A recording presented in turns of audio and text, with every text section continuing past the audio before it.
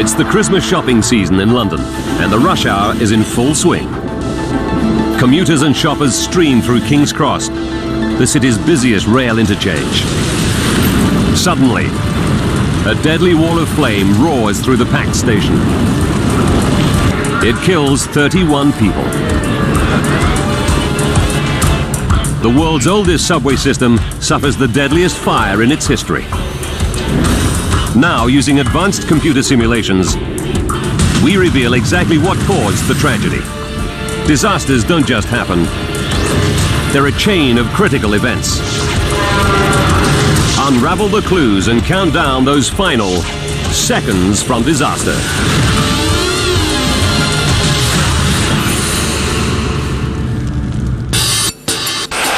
Europe, England, London.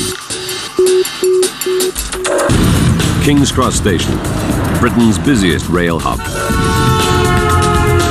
It connects overground trains from the north with the city's 418 kilometres of subway network, affectionately known to Londoners as the Tube. 5 tube lines serve 8 platforms at King's Cross.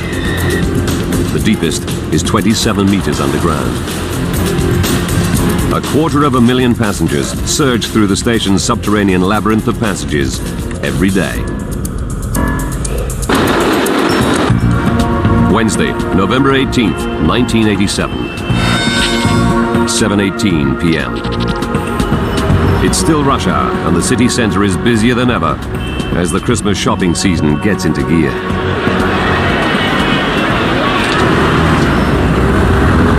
For one man, the buzz and bustle of London is a new experience. 20-year-old Damon Brodie left his home in Scotland just 5 days ago to start a new IT job and a new life in the big city. He can't believe his luck. I always wanted to live in London. I mean, for somebody at 20 years old, it was a dream come true. Brodie is eager to soak up London sights. Tonight he's off to visit the famous Christmas lights in Regent Street. A trip that will take him on the Tube. But Londoners know that Christmas in the capital isn't all peace and goodwill.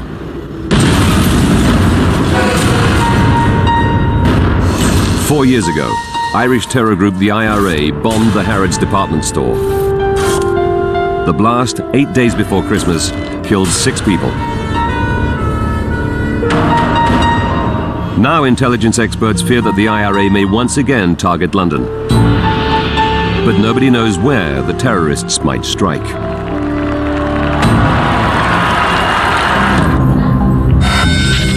(7:25 p.m.) At King's Cross, 27 metres underground, passengers stream off tube trains and onto escalators, taking them up to the ticket hall and the streets of London.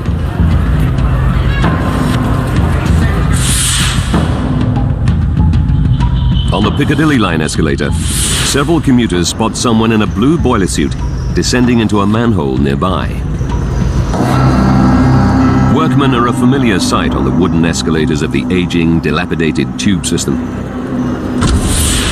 2 minutes later, electronics engineer Philip Squire joins the up escalator. He heads up towards the street, obeying tube etiquette by standing on the right-hand side. As I was standing there, I was just looking around as you do, and I happened to look down.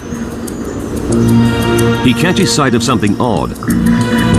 A light beneath the wooden steps. I could see this very bright glow, very intense. When he reaches the top, he seeks out a London Underground worker, and they look back to the spot halfway down the escalator where Squire saw the glow. But there's no sign of it. I felt a bit silly because you couldn't see anything. So to be honest, I felt stupid. Philip Squire goes on his way, embarrassed to have caused a fuss.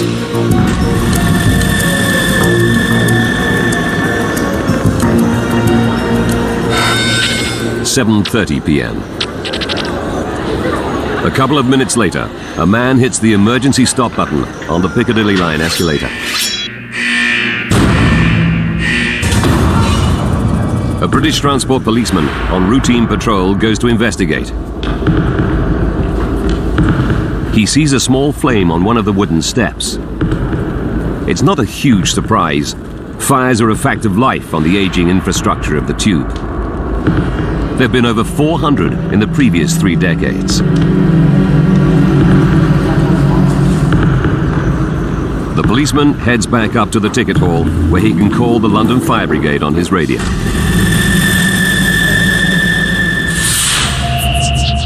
Down below, staff follow routine practice, taping off the Piccadilly line escalator to divert passengers away from the tiny fire. 7:39. 9 minutes after the fire alert, the police decide they should evacuate the station as a precaution. 3 kilometers away, in the city's Soho district, the firefighters of Red Watch respond to the call and head for King's Cross. Soho is the busiest fire station in London. Many of the men have fought hundreds of blazes. 7:43. Red Watch arrive at the King's Cross ticket hall. The ranking officer is 45-year-old Fire Chief Colin Townsley. Townsley is married with 2 daughters and has served 23 years in the London Fire Brigade. He dreams of retiring early and buying a rural smallholding in France.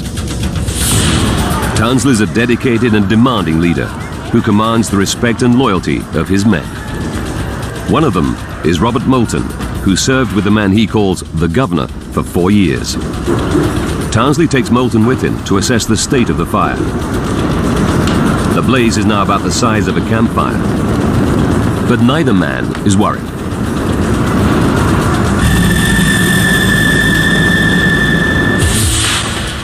"16 meters below, British Transport Police continue to clear hundreds of passengers from the station.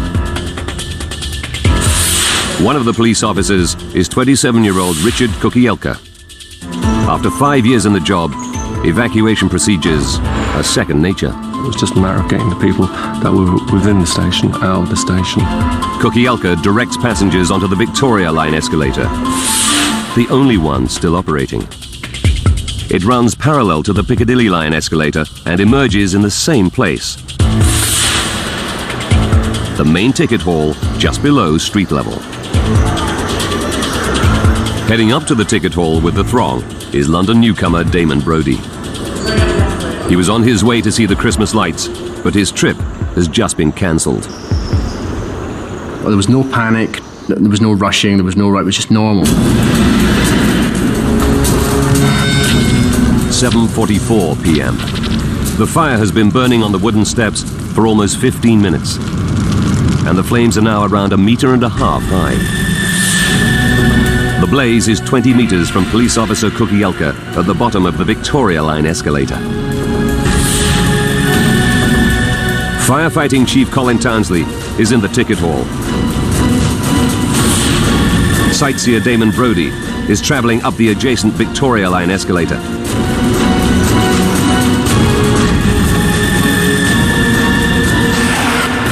Brodie reaches the top of the escalator and steps into the ticket hall.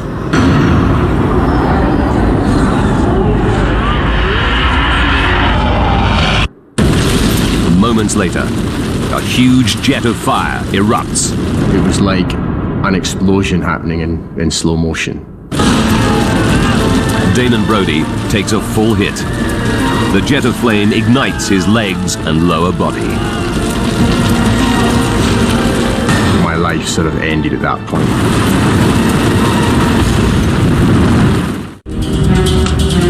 In London's King's Cross station, a small blaze has suddenly erupted into a ferocious inferno, spewing out fire like a flamethrower, engulfing dozens of commuters in a ball of fire.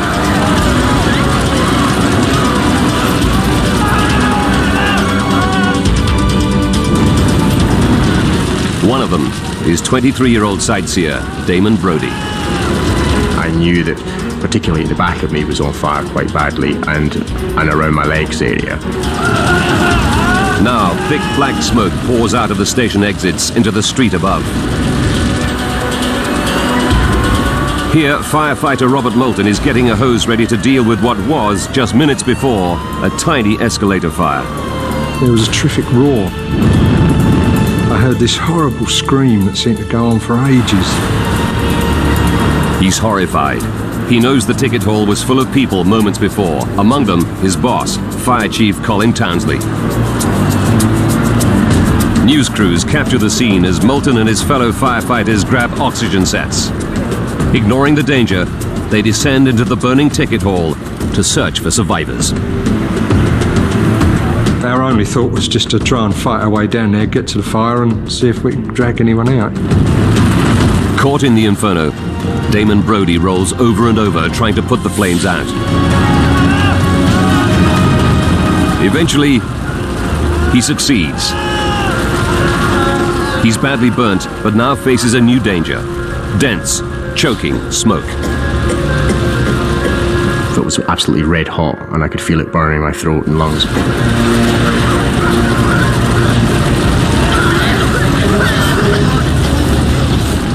Moments after the fire erupted, from the bottom of the Victoria Line escalator, young police officer Richard Kukielka can see a horrifying sight. When I looked up the escalators, all I could see was darkness. He realizes that when he sent passengers up the escalator, he unwittingly sent many of them straight into an inferno. But the blazing ticket hall is the only way out to the streets. Thinking fast, police and station staff flag down passing trains and bundle stranded passengers out of danger. But firefighter Robert Moulton battles on through the ticket hall, searching for survivors, including his boss, Colin Townsley. He's astonished by the ferocity of the fire. It was tremendously hot, searingly hot. You couldn't believe it. Then, as he shines his torch through the smoke, he sees something.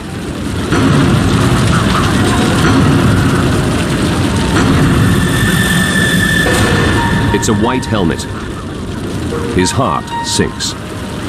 He knows white helmets are only worn by fire chiefs. Put my face mask right up against the helmet and shone me a torch on it, and I could see it was white, and I just knew it was Colin. His boss isn't moving. And even if he's alive, Moulton knows Townsley's lungs will be full of toxic smoke. He has to get him into the open air, and quickly. Deep underground, the police think they've got everyone out. But then Kukielka and his colleague find a passenger slumped at the bottom of the escalators. His hair was burnt, and his head was burnt, and his hands were badly burnt. He was in a lot of pain. He was screaming and shouting, and he was in a lot of pain. The man needs urgent medical attention, but he's too badly burnt to evacuate by train.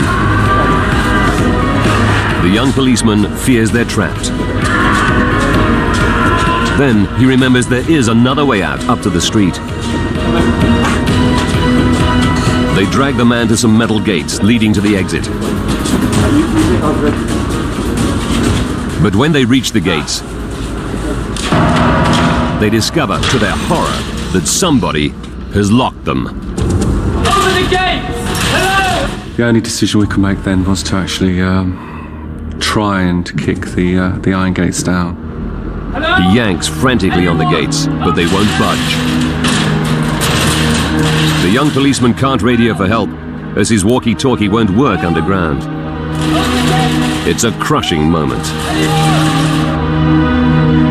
And the fumes from the fire raging above are starting to spread throughout the station. Our eyes were hurting and our chests were hurting and we couldn't breathe properly. Up in the blazing ticket hall, Moulton is dragging Fire Chief Townsley out of the inferno. What he doesn't know is that only meters away, sightseer Damon Brodie is fighting for his life. His lungs are screaming, and he desperately wants to sleep. I thought, no, I'll just go to sleep now, and hopefully when I wake up, everything will be over. Dozens of people in the blazing ticket hall are succumbing to deadly toxic fumes. But in the streets above, news crews capture a desperate scene. Firefighters staggering out, beaten back by the intense heat and flames. These men know that any hope of saving the people trapped just 5 meters below is disappearing fast.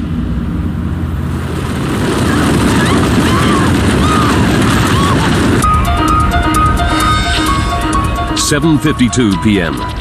7 minutes since a fire engulfed London's King's Cross station, trapping commuters below ground. In the streets above the station, there's a scene of complete chaos. Firefighter Robert Moulton frantically gives his boss Colin Townsley mouth-to-mouth to get life-saving oxygen into his lungs.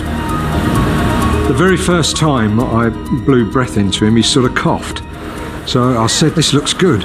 And we, really set to. Encouraged by the signs of life, Moulton redoubles his efforts. Then paramedics rush his boss to hospital.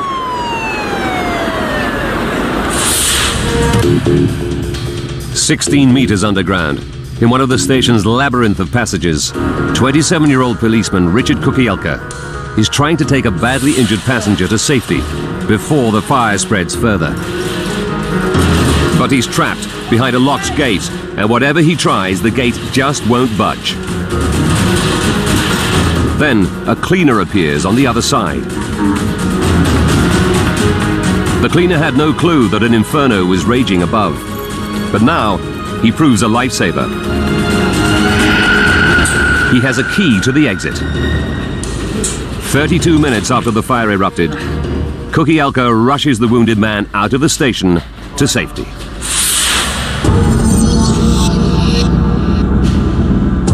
Up in the blazing ticket hall, several meters from the escalator, the last of sightseer Damon Brodie's strength is slipping away.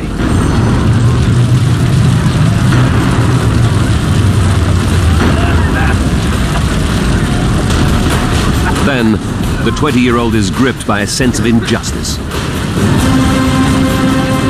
I don't think this is right. I don't mind dying again in a week. I don't mind it happening in any other way, but I just don't want it to be here and now. Summoning up the last of his strength, he starts to crawl blindly through the smoke, desperately searching for some way out. The ground is fiercely hot, making every meter he crawls agony. Then, through the smoke, Brodie makes out a stairway. He begins to struggle upwards, inch by inch. Suddenly, through the gloom, he sees a hand reaching towards him. A stranger bends down and starts to haul Brodie up the stairs, out of the nightmare. When I got up to the top of the stairs, it was amazing. At King's Cross, the firefighters have controlled the blaze enough to venture below. But in the wrecked ticket hall, all they recover is dead bodies. Then Robert Moulton and his fellow firefighters hear the terrible news. Their boss, Fire Chief Colin Townsley, has died at the hospital of smoke inhalation.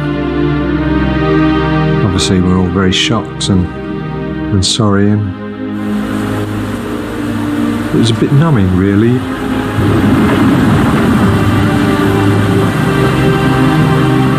It's not until 6 hours later, at 1:46 the next morning, that the fire is finally contained.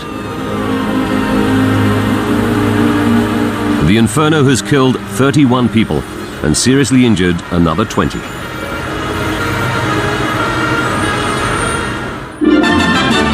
Good afternoon. The cause of Wednesday night's fire at King's Cross Underground Station is still not known. The youngest victim was only 7 years old. Relatives of the victims and survivors try to come to terms with their traumatic experiences. Amongst them, 32-year-old Steve Hansen. I've got 3 children, and I've got a lovely wife. And my youngest child's only 6 weeks old, and that's what kept me going. I have to live for them. tragedy horrifies the nation.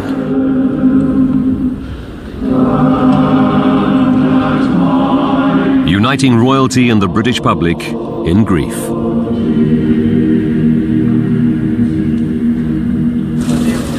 British Prime Minister Margaret Thatcher visits the site and is visibly shocked by the devastation. But the causes of the disaster are a complete mystery. More than 2 million people use London's tube system every day. If the Prime Minister shuts it down, London would grind to a halt. Thatcher sets up an inquiry and orders it to find answers. What triggered the blaze? And what transformed a minor fire into a deadly jet of flame in seconds?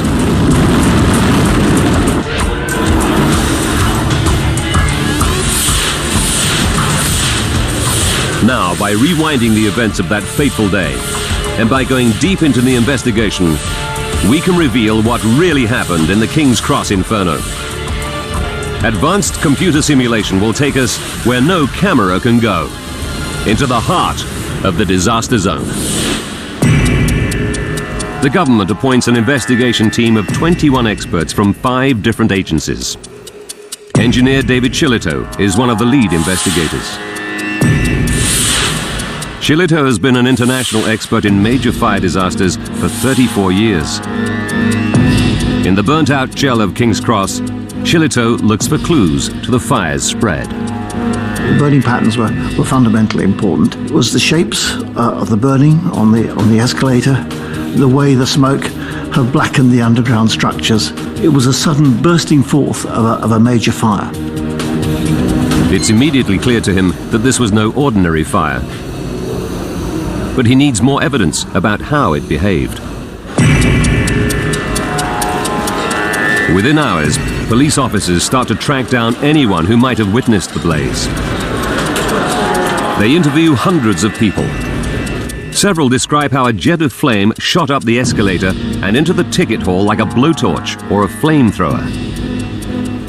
1 minute it was a non-emergency situation, and the next minute it was a black inferno of hell.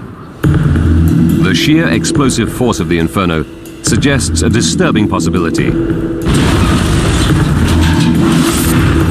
A terrorist attack. The IRA has bombed Londoners before. Is this the start of an horrific new chapter in its terror campaign? Targeting travellers on London's tube? Within hours of the disaster, police officers make a chilling find. 3 eyewitnesses report seeing a man in a blue boiler suit minutes before the blaze.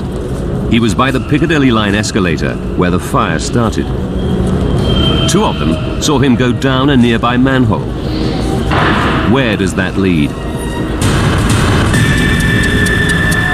Tube managers tell police that the conduit goes straight to the void underneath the escalator.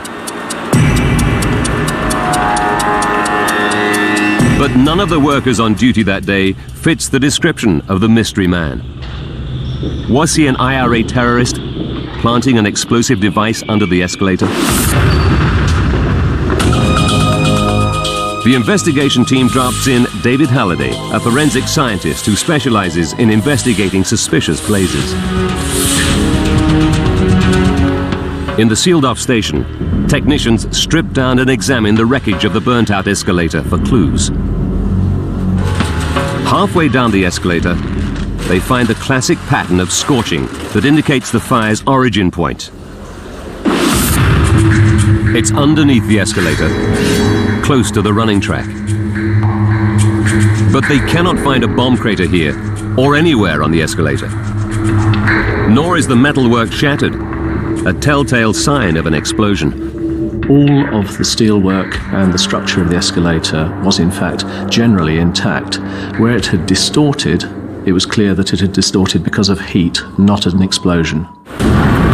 The investigation team rules out a bomb as the origin of the King's Cross fire. But they are still suspicious. The speed of the fire's spread could be explained by another criminal act: arson. Now Halliday is on the hunt for traces of an accelerant, like petrol, the calling card of the arsonist. They meticulously examine the area around the fire's origin point. But there's no hint of the telltale odor an accelerant invariably leaves. And Halliday can see that the fire started in a highly inaccessible spot. It would be quite difficult to apply a flame while the escalator wheels were moving past the trackway. The man in the blue boiler suit remains an unsolved mystery. It's clear he's a case of mistaken identity. 2 days after the blaze, the investigation team declares the arson theory a dead end. Investigators still don't know what caused the fire, but today they did rule out the possibility of arson. What no one can fully understand yet is the speed with which a small fire turned into an intense fireball. If this was an accidental fire, it's even harder to explain how it suddenly turned into a freakish jet of flame. And investigators still have to establish exactly how it started. With nothing else to go on, they probe the unburned area under the escalator for clues. Here, they make a disturbing find. The wooden skirting boards all along the 42-meter escalator are pocked with scorch marks. Not one or two, but 18 of them. I concluded they were actually evidence of old fires on the escalator. It's a shocking development. Something is triggering numerous small fires on the escalator, and one of them became the King's Cross blaze. There are scores of wooden escalators on London's tube system. Until investigators trace the cause of the fires, it may only be a matter of time before Londoners face another horrific inferno.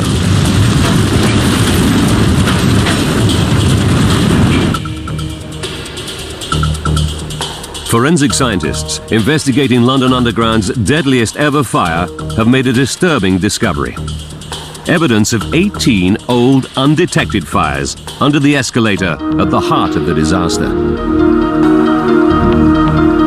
But investigators have spotted something curious. Nearly all the scorch marks from these small fires are sited beneath the escalator's right-hand side. It's a crucial lead. The rule of etiquette on the tube is that passengers walk up the left-hand side of the escalators and stand on the right. One thing it's easier to do while standing is lighting a cigarette. Could smokers carelessly discarding matches be accidentally starting fires under the escalator? But smoking has been banned on the tube for over 2 years. It may be implicated in the old fires, but can it really be the cause of the recent disaster?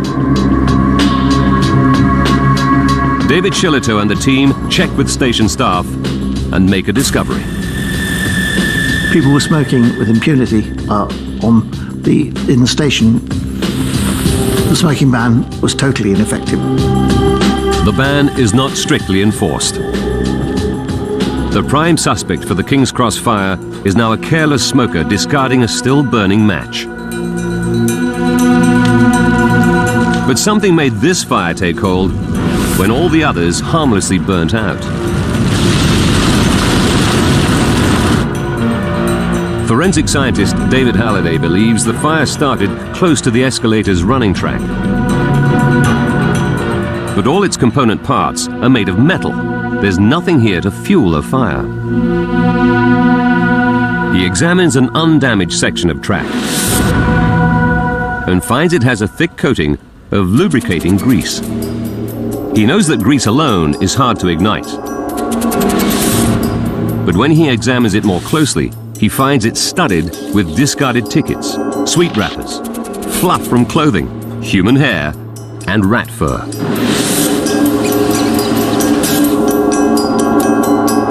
It's clear that the running tracks haven't been properly cleaned since they were built at the start of the Second World War. Could 4 decades of garbage have created a flammable mixture? Back in the police forensic laboratory, Halliday prepares a simple test on the grease and garbage mix. He applies a naked flame to replicate the effect of a burning match.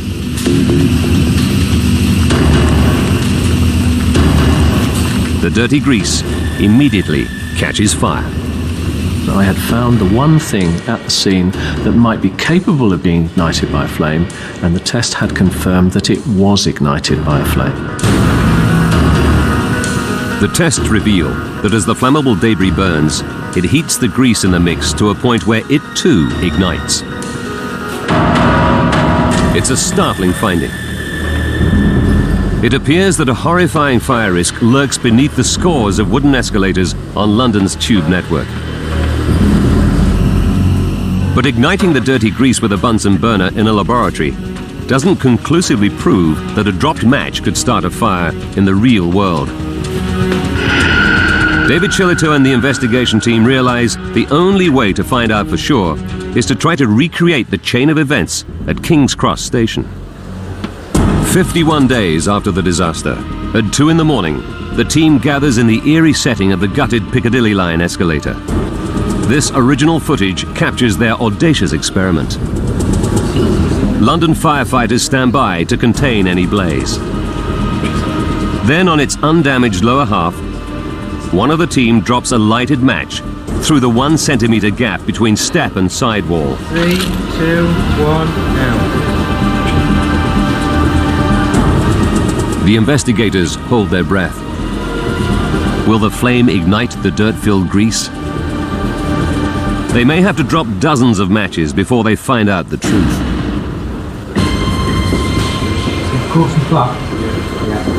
Incredibly, the very first match dropped ignites the grease and detritus mix. After 1 minute and 55 seconds, the investigators can see the tiny glow through the gaps between the steps. About a metre of flame. In just under 7 minutes, flames start to lick up through the wooden steps. Coming through onto the steps. It's now starting to come through on the steps. You want to stop this now? No, not yet. The experiment is working with a vengeance. Shillito and the team face a dangerous dilemma. They're desperate to see how the fire behaves. But there's a risk the fire might suddenly roar out of control, just like it did in the disaster. Are you getting unhappy about this yet? After losing a colleague to the disaster, the firefighters are all too aware of the risks. We're getting close to the time when we should withdraw.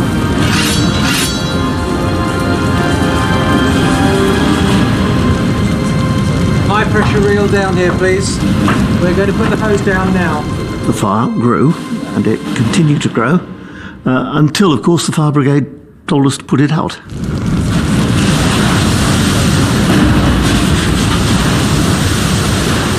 It's a huge step forward. The investigators are now convinced that the King's Cross fire was started by a discarded match igniting dirt-clogged grease. But to prevent a repeat of the disaster, they still have to solve its most fundamental mystery. What transformed the small blaze into a roaring jet of flame in a matter of seconds?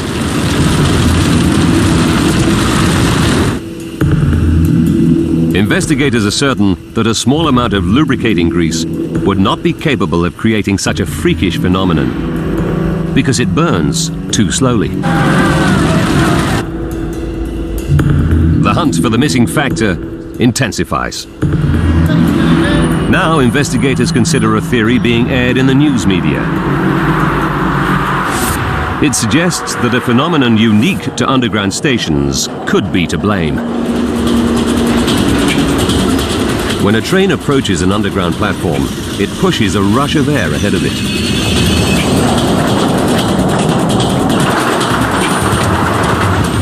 It's called the piston effect, and it helps keep the tube system ventilated. Did a high-speed rush of air act like a set of giant bellows on the fire, triggering the flamethrower effect described by witnesses.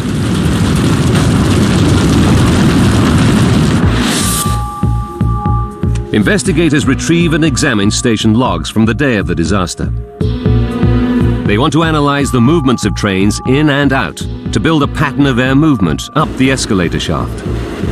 They work out that in the 10 minutes before the inferno, trains departing underground platforms would have pulled fresh air down the escalator shaft.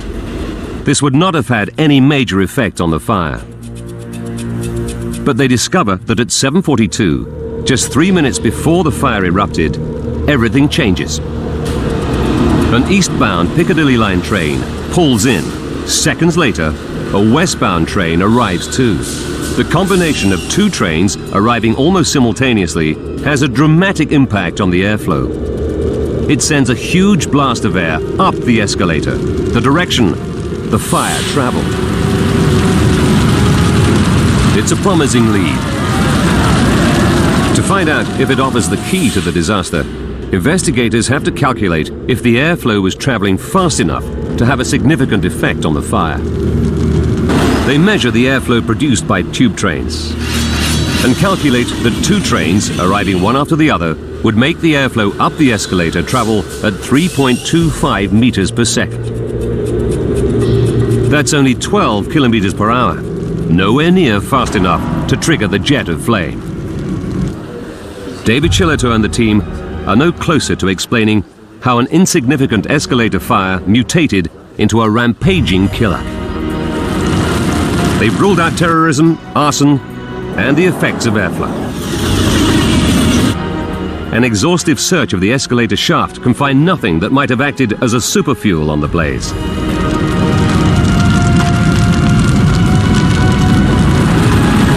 The investigators desperately need some fresh thinking. They turn to one of England's most famous seats of learning, Oxford, and the budding science of computer modelling.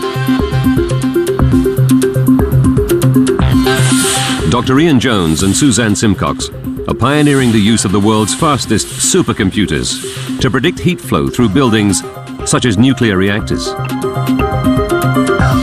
Investigators hope their software might reveal whether something about the configuration of the King's Cross fire zone could have triggered the inferno. Simcox creates a precise computer model of King's Cross Underground Station and then starts a small, virtual fire. As it starts to spread, something odd happens. The fire starts to lie down and cling to the surface of the escalator steps, when basic physics dictates that it should burn straight up towards the ceiling. It's so bizarre that Simcox initially fears she's made an elementary mistake. When we first showed some people, if they did ask if I'd got gravity up the right way, which is possible in a computer model, you set which direction gravity's in. We went and checked again and found that we had got gravity the right way up. There was no mistake. The fire continues to lie low on the escalator steps. Then within 30 seconds, it surges up the escalator at high speed. Just like the jet of fire eyewitnesses saw at King's Cross. The scientists are perplexed. It doesn't add up. It's an impossible fire. All they can tell investigators is that it appears something about the physical configuration of the escalator made the fire behave as it did.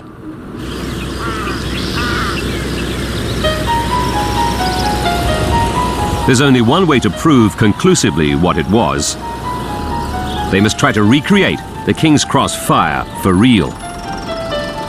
July 1988, 9 months after the disaster. 290 kilometers north of London, in the heart of the Derbyshire countryside, David Shillito and the team mount an ambitious experiment. In a field rented from a local farmer, they build a model of the Piccadilly line escalator and ticket hall using all the correct materials. They rig up a series of heat sensors and cameras. They're going to start a fire, and this time they will not intervene to put it out, whatever happens. 3, 2,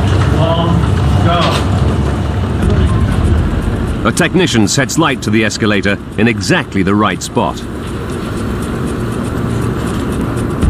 The investigation team and computer scientists watch anxiously. This could be the only chance to discover what caused the King's Cross fire.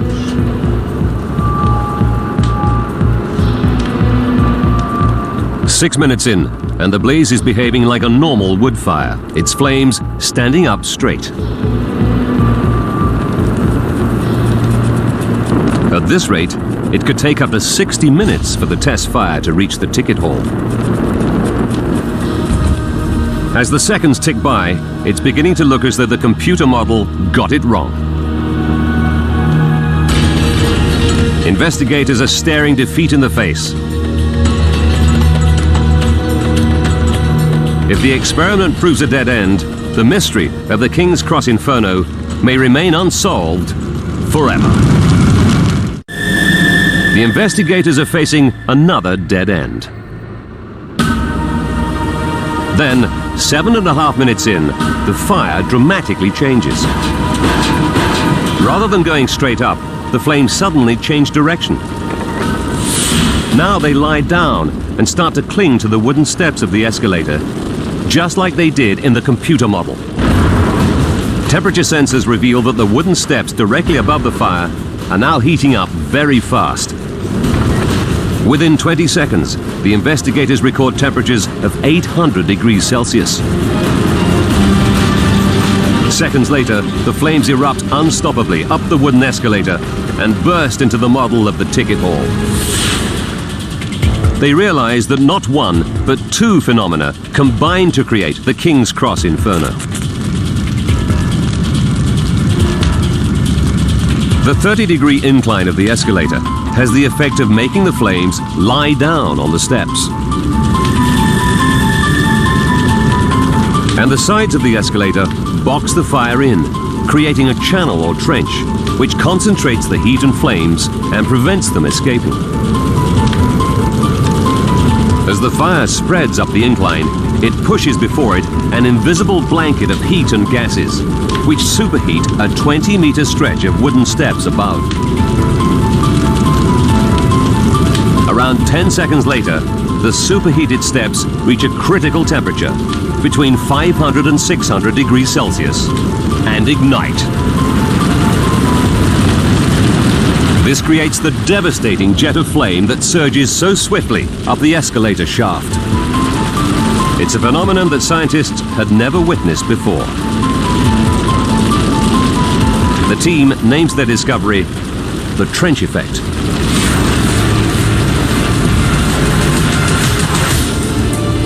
It's the final piece of the puzzle. Investigators can now understand the precise chain of events that triggered the King's Cross fire. What originally started the fire? What fueled its growth? And what triggered the giant jet of flame that engulfed the ticket hall and left 31 people seconds from disaster?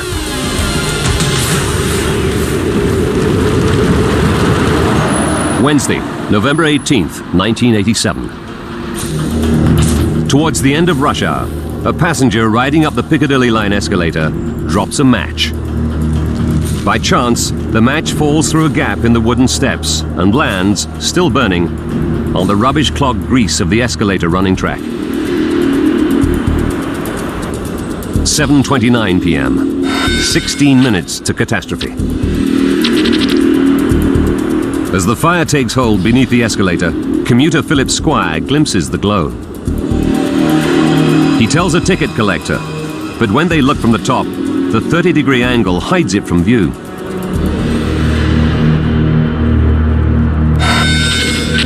Two minutes to disaster. Firefighters arrive and assess the fire. They decide it should be easy to contain. What they don't know is that because of the trench effect, gases from the fire are invisibly superheating the wooden steps. 20 seconds to go. As Brody and fellow passengers step into the ticket hall, the superheated stretch of escalator spontaneously ignites.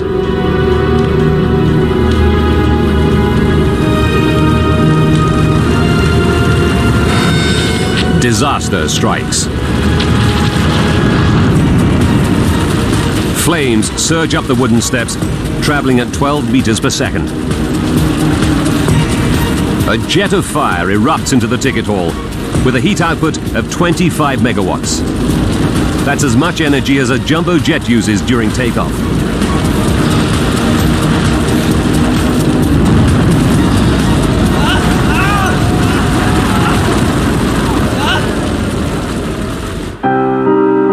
"31 people caught up in the ticket hall inferno die from burns and inhalation of toxic smoke." 11 months after the disaster, the investigation team finally delivers its report. It concludes that the inferno's speed and scale were caused by the trench effect. It also ruled that all wooden escalators be replaced with metal within 9 months.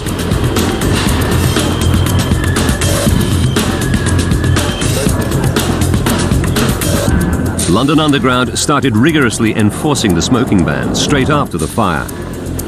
It also went on to train its staff in the safest and quickest escape routes. Thanks to pioneering experimental work, fire teams around the world are now alert to the hazard posed by blazes on sloping surfaces.